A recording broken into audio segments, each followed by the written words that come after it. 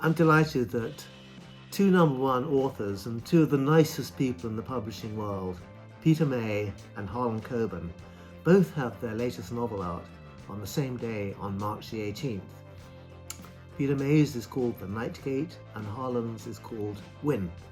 And you can meet these two great guys right here, right now in the author's studio.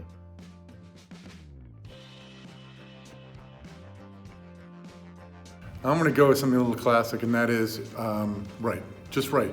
No excuse not to write. I don't care if it's 3 in the morning. I don't care if it's 7 at night. Whatever time it is, you should be writing. And when you're not writing, there should be a voice in your head that says, I should be writing. The one tip I would give to writers starting out is just do it. Just write.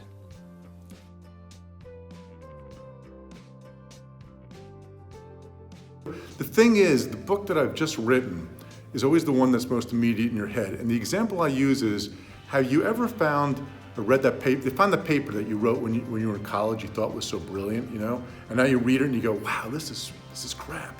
That's how it is with old books. When I look at old books, I see all the seams. So the most recent ones always feel like they're better to me. I realize that's wrong.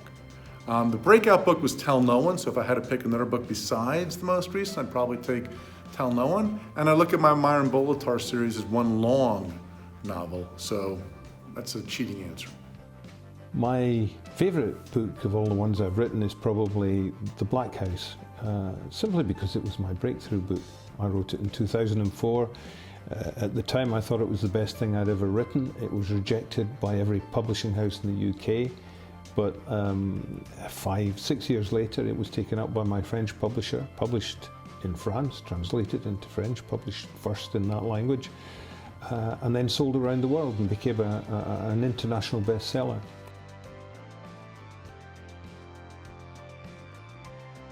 I don't have a ritual. I don't have to have a certain cup of coffee. I don't have to turn my pencil this way. I don't have to have a certain kind of notebook. I don't have to use only a Mac Word Pro, nothing. So I have nothing like that. I think my ritual, again, is to keep changing things up and to do it. Like at the end of a book, I'll say this, at the end of a book, we call it the playoff beard. Hockey has that.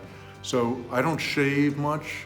I start becoming a little crazy. My kids are like, throw daddy a banana and run. That kind of a thing, but no ritual. I have quite an unusual ritual, I think, before I start writing. During a trip to China, I acquired a large ceramic Buddha in a flea market in Beijing.